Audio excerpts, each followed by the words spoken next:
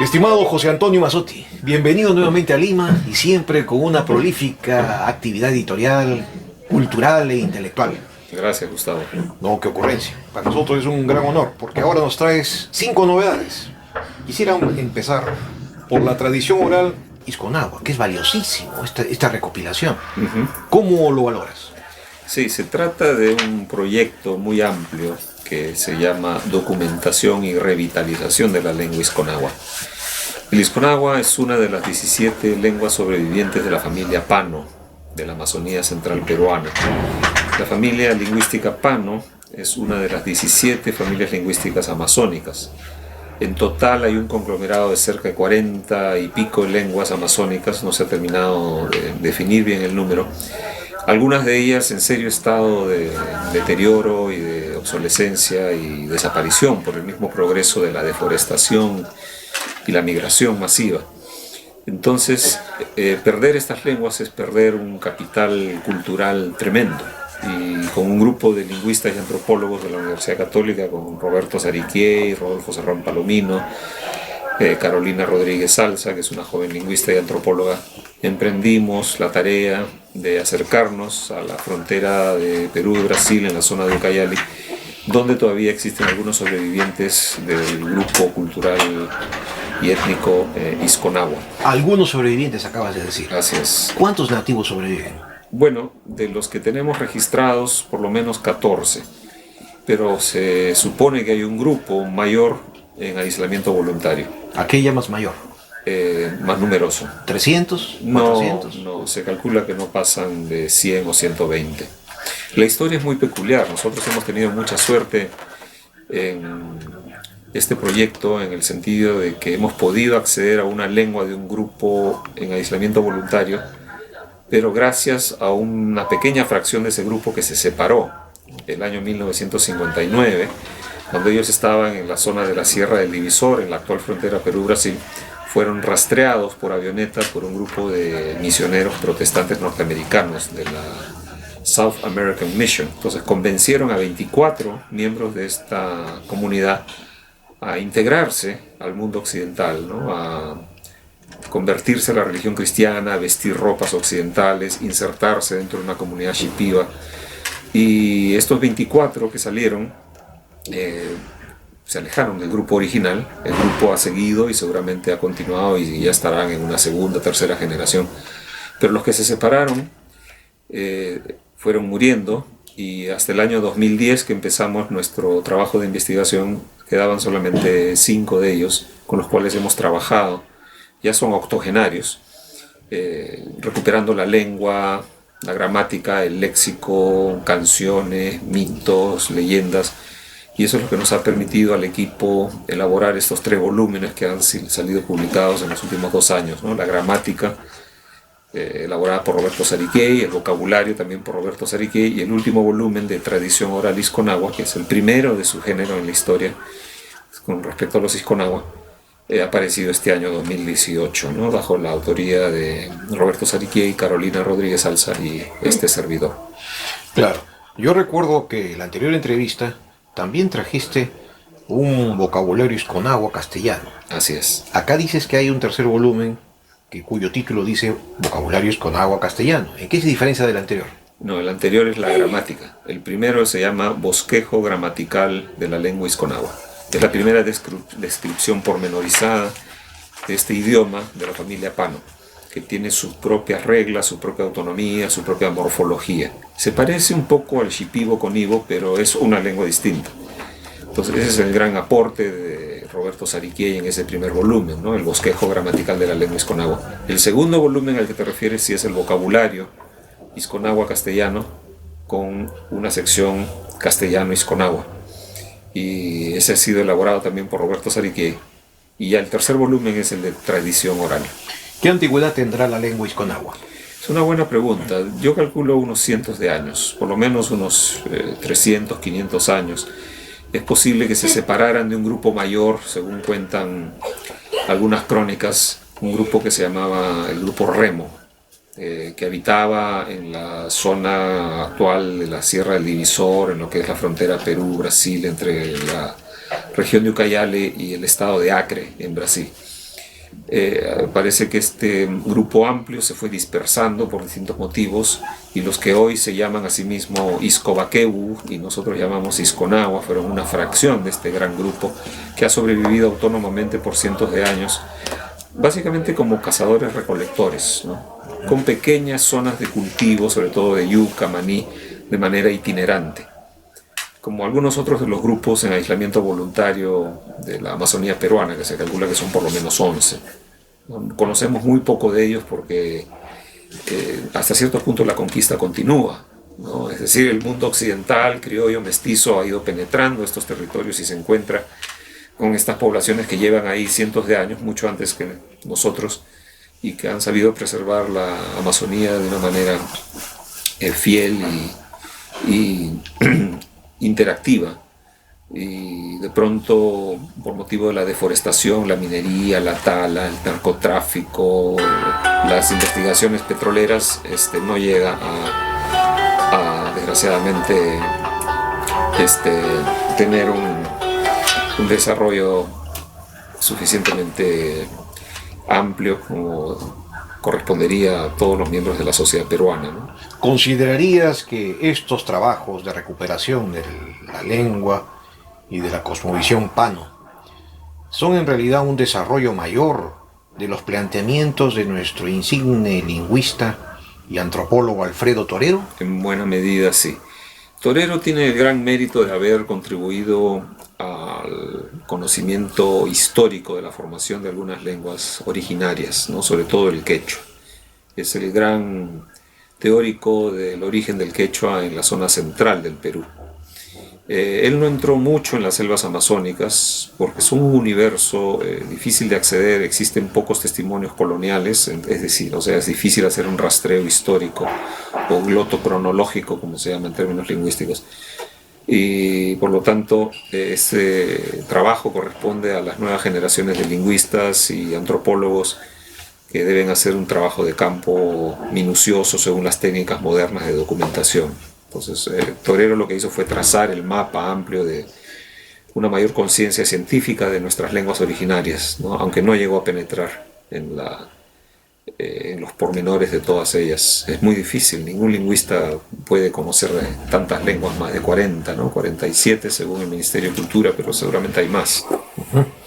Para terminar esta primera parte de la entrevista, ¿qué proyecto faltaría para complementar la recuperación idiomática e ideológica del pueblo pano, Isconagua? Se necesita, por ejemplo, un mayor cuidado en la preservación de sus derechos sobre su territorio. Ellos ya se han constituido como una comunidad nativa con cerca de 25.000 hectáreas alrededor de la zona del río Callerí y Río Negro, en el departamento de Ucayali. Más medios para lograr una educación de carácter bilingüe, verdaderamente bilingüe, castellano, isconagua. Son poquitos, pero es posible que gracias a la supervivencia de la lengua ahora ya sistematizada a través de una gramática y un vocabulario se pueda facilitar su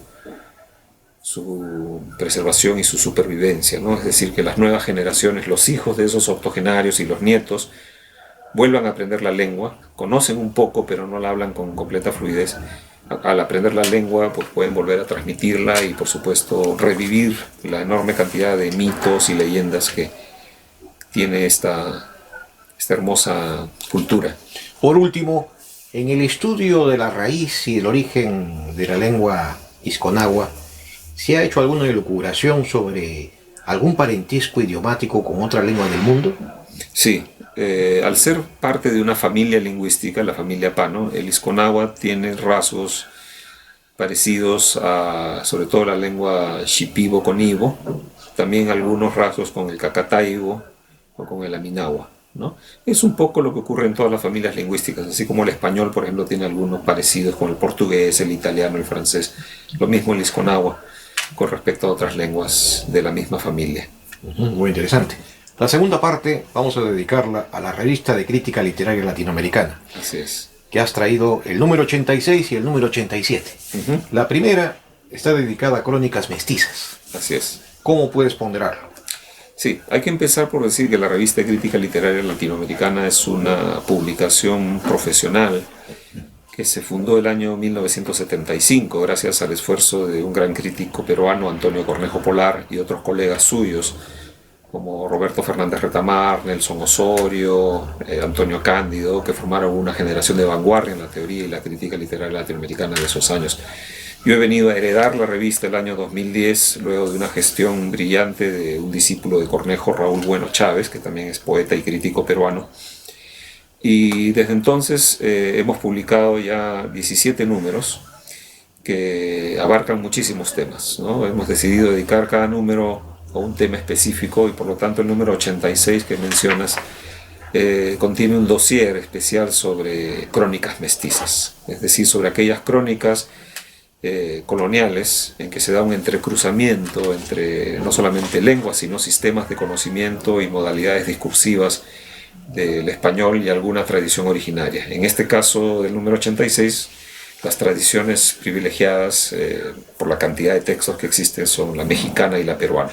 Entonces es un número interesante en la medida en que aporta un marco comparativo entre estos dos procesos coloniales, ¿no? México y Perú, a través de las respuestas que dan autores indígenas y mestizos a través de su propio idioma, ¿no? Huamampoma, Juan de Santa Cruz Pachacuti, Tito Cusi, por ejemplo, en el caso peruano. En el caso mexicano, Fernando de Alba Xixotl, Fernando Alvarado de Sosomo, Chimalpaín y otros cronistas que no son tan conocidos, que sin embargo están utilizando el campo de la escritura como un ámbito de batalla legal, de la memoria histórica, de la negociación de sus intereses, porque generalmente son miembros de una élite indígena, y con eso contribuyen al enriquecimiento de la gran tradición de las crónicas de Indias, como se le llama, y por lo tanto de la escritura en español también. Claro. Lo que asombra en esta presentación de las revistas es la continuidad. Estamos ya en el número 87. Esto es realmente inédito en el Perú. Que una revista llegue al número 87 es asombroso. Sí, sobre todo una revista, digamos, de este espesor, no solamente físico, sino intelectual y académico. Se debe en buena medida, como decía, al impulso de Antonio Cornejo Polar y también al amor por la literatura, por la crítica y el pensamiento crítico, sobre todo de los discípulos de Cornejo, ¿no? Yo en buena medida pertenezco a este grupo de discípulos. Yo fui alumno de Cornejo desde los años de San Marcos, a fines de los 70 y durante los 80, y luego en Pittsburgh, hasta que desgraciadamente Cornejo falleció en 1996. Es raro encontrar una revista con esta continuidad porque sale puntualmente cada semestre, pero se hace con esfuerzo, con amor, con colaboración también de un equipo que ve en la crítica literaria una forma de ejercicio de independencia intelectual y sobre todo una crítica literaria latinoamericana que no es obsecuente de las escuelas francesas, españolas o norteamericanas de crítica, que en realidad parten de un corpus diferente. La crítica literaria latinoamericana tiene sus peculiaridades porque parte de un corpus, de una literatura que es muy original, muy heterogénea y que no se da en ninguna otra parte del mundo. Entonces, o sea, te reafirmas en una posición no eurocéntrica. Por supuesto, la revista tiene esa marca de nacimiento, no eurocéntrica, no euro o norteamericanocéntrica, sino latinoamericanocéntrica. Ver los problemas y los discursos de América Latina desde nuestra propia perspectiva, utilizando nuestras propias herramientas teóricas y metodológicas. Creo que Cornejo Polar hizo una ruta muy entrañable en este sentido, ¿no? Sí, claro que sí. Y no solamente a través de sus discípulos, sino muchos otros críticos latinoamericanos, por ejemplo, los responsables de este dossier sobre crónicas mestizas, que son dos jóvenes críticos mexicanos, Francisco Ramírez y Héctor Costilla Martínez. Ellos no han sido discípulos directos de Cornejo, pero al leer los trabajos de Cornejo, al conocer la trayectoria de la revista, entienden la importancia de encontrar un espacio de difusión y de debate relacionado con intereses propios de nuestra crítica literaria. Y sobre todo crítica literaria que se hace en español y portugués, ¿no? Porque no publicamos cosas en inglés o francés por principio, porque esas lenguas tienen sus propios medios de difusión. Claro. El número 87 de la revista de crítica literaria latinoamericana está dedicado a Asia en América Latina. Así es. ¿Cómo así? El continente asiático es un gigante poco conocido. Se ha estudiado mucho la relación entre América Latina y Europa, y específicamente España, a través de lo que se conoce como los estudios transatlánticos. Pero los estudios transpacíficos están en pleno desarrollo. Entonces, tres importantes intelectuales, críticos latinoamericanes, Ineke Paz, Reinberg, Kim Boshem y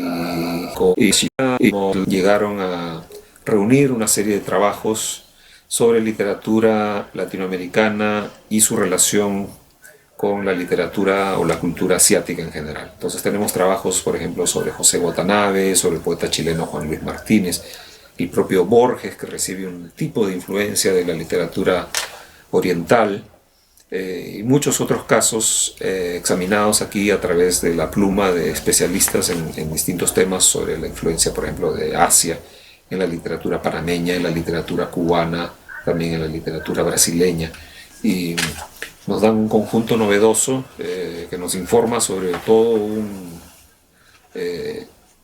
aspecto de la producción literaria latinoamericana que no siempre es examinado desde esa perspectiva transoceánica o en este caso transpacífica. ¿Y cómo explicas tú esa recepción estética de una tradición ajena? Bueno, América Latina es un continente esponja, ¿no? Ha recibido muchas migraciones. Hay un historiador norteamericano, John Cotsworth, que plantea la existencia de 4 ciclos de globalización en América Latina, ¿no? El primero es la invasión europea en el siglo XVI, el segundo es el auge de la trata esclavista en el siglo XVIII, entonces llegan cientos de miles y millones de africanos. El tercer ciclo es el de la migración asiática y europea entre fines del siglo XIX y principios del siglo XX, y en el caso peruano, por ejemplo, eso se ve de manera tangible a través de la migración china a partir de la década de 1850, para sustituir la mano de obra esclava africana, y luego la migración japonesa. Entonces, cuando llegan decenas de miles, cientos de miles de habitantes de otra cultura y se instalan en una cultura receptora, no solamente modifican sus propios medios de vida, se transculturan ellos mismos, sino que ejercen una influencia sobre el medio receptor. Y eso es lo que ha pasado en la cultura peruana, ¿no? El Chifas, por ejemplo, sería inexplicable sin la migración china. Hasta la política misma, ¿no? Hemos tenido un presidente de origen japonés y todavía tenemos una fuerza política que tiene bases étnicas en la cultura japonesa. Por lo tanto, es dable en todas las circunstancias, en todos los ámbitos en que hay una migración importante, que ocurran cambios en el orden cultural, en el orden lingüístico, en el orden gastronómico, en el orden político, económico, por supuesto, porque la contribución económica de los trabajadores chinos y japoneses fue importante en su momento. Y esto produce nuevas formas de discurso, ¿no? La literatura no es ajena a estos procesos, siempre se alimenta de la realidad, y eso es lo que examina este número 87 de la revista de crítica literaria. Muy interesante. Y así como ustedes han encontrado que era meritorio hacer un análisis de esta presencia asiática en la literatura latinoamericana, me imagino también que valdrá la pena hacer respectivamente un análisis del influjo de la literatura, por ejemplo, europea, y también de la literatura norteamericana. Sí, por supuesto. Pero son influjos mucho más visibles y también más estudiados, ¿no? Generalmente, por ejemplo, cuando estudias un autor, digamos Vallejo, la presencia de la vanguardia europea o de la literatura francesa es algo que se examina inmediatamente, ¿no? Hay autores que se prestan mucho a ese tipo de análisis de la influencia, la presencia europea en la literatura peruana. Y lo mismo con otros autores. La norteamericana, la presencia de Faulkner, por ejemplo, en la prosa de Carlos Eduardo Zavaleta o Mario Vargas Llosa. Es más fácil trazar esas influencias, ¿no? Europeas o norteamericanas. Lo que no es tan fácil, precisamente por la alteridad o la ajenidad de su origen, es la influencia asiática o incluso la influencia africana, porque los críticos literarios no suelen tener estas herramientas a la mano. No saben japonés, no saben chino, no saben suajili. Y por lo tanto, se necesita un tipo de crítico más armado, con materiales y herramientas lingüísticas, culturales que nos permitan vislumbrar este universo de influencias que se dan en algunos autores peruanos, ¿no? Este número de la revista hasta cierto punto lo hace, es imposible cubrir todos los casos, pero nos explica muy bien, por ejemplo, un artículo de Álvaro Fernández Bravo, un autor argentino, la presencia de la literatura japonesa en José Watanabe, ¿no? Que es algo que se ha estudiado, pero él lo hace con un giro original. ¿La bella literatura hindú También. ha tenido rasgos? En el Perú no mucho, salvo los estudios sobre hinduismo y el Mahabharata, en los estudios teóricos de Tola, pero a nivel de literatura propiamente no existe nada parecido a lo que sí ocurre en el ámbito caribeño, donde hubo una mayor influencia de la migración hindú, sobre todo en Guyana o en Trinidad. No, hay un premio Nobel de ese Naipaul, que viene de esta zona justamente. Granada, Martinica son islas que han recibido una enorme migración hindú, curiosamente por razones económicas, sobre todo en el siglo XIX y el siglo XX, y han producido autores que se inspiran en la India. Claro. A nivel de la literatura, digamos, más culta, más elitista, se percibe ya la influencia de Rabindranath Tagore, ¿no? A principios del siglo XX en Argentina, y también, digámoslo, algo conocido en Pablo Neruda, ¿no? El primer Pablo Neruda era un gran lector de Rabindranath Tagore. Khalil Gibran. Y también, pero menos, ¿no? Digamos, además él pertenece a la tradición del Medio Oriente, ¿no? Además, sí, es ya otra zona, exacto, la tradición persa. Esta tercera parte lo vamos a dedicar al importantísimo volumen denominado Términos críticos en el pensamiento caribeño y latinoamericano. Ajá. Trayectoria histórica e institucional. Así es. ¿Puedes reseñarnos? Claro que sí. Este es un volumen que intenta agrupar una serie de términos al uso. Colonialismo, criollismo, mestizaje, transculturación, testimonio, meditados a través de breves ensayos por una serie de especialistas de la Academia Latinoamericana y Norteamericana. Entonces, cada uno de estos ensayos contiene una definición amplia con ejemplificaciones históricas y una respuesta inmediatamente después de otro especialista. Al final terminan siendo 12 términos fundamentales que son tratados en total por 24 especialistas, ¿no? Esta fue una iniciativa de 3 críticos importantes, la puertorriqueña Yolanda Martínez San Miguel, el mexicano norteamericano Ben Cifuentes Jauregui y la crítica mexicana Marisa Belaúste-Huigoitía. Ellos publicaron primero una versión en inglés hace 3 años con el nombre de Critical Terms, ¿no? Y luego Términos Críticos en español, que aparece dentro del sello de la Revista de Crítica Literaria Latinoamericana, ¿no? Porque esto es algo que habría que recordar. La Revista de Crítica Literaria no solamente es una revista semestral, es también un sello editorial. Depende de Latinoamericana Editores, que es el sello editorial del Centro de Estudios Literarios Antonio Cornejo Polar, con sede en Lima, pero tiene su propia rama independiente, ¿no? La Revista de Crítica Literaria Latinoamericana se publica en Estados Unidos, tiene sus propios volúmenes, sus propias carátulas, y por lo tanto es una línea editorial que ya lleva más de 6 títulos publicados, ¿no? Hemos publicado a Cerrón Palomino, un libro de homenaje a Antonio Cornejo Polar, un libro sobre Lázaro Cárdenas en México, los 3 volúmenes del proyecto de documentación Isconagua, la gramática, el vocabulario y la tradición oral, y ahora este último volumen de Términos Críticos, que creo que es una herramienta útil para los estudiantes de literatura, para los profesores que necesitan definir palabras que a veces se usan de manera un poco ambigua o equívoca en el lenguaje crítico, ¿no? Por ejemplo, el término transnacional, que significa una compañía internacional en América Latina, pero en Estados Unidos se utiliza más en un sentido de la subjetividad que cruza fronteras. Entonces, todos esos términos están definidos en sus acepciones norteamericanas y latinoamericanas en este volumen. Claro, ahí va a ir la siguiente pregunta. ¿Por qué asociar las 2 palabras, términos y críticos?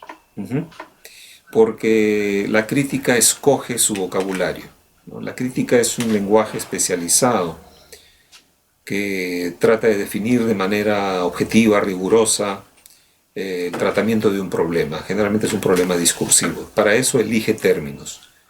Y algunos de estos términos pueden ser de uso común, por ejemplo el término criollismo, pero utilizado dentro de la crítica literaria puede tener matices específicos, sobre todo cuando se atiende a un tipo de criollismo elitista, etnonacionalista, como el caso del criollismo mexicano colonial o peruano colonial.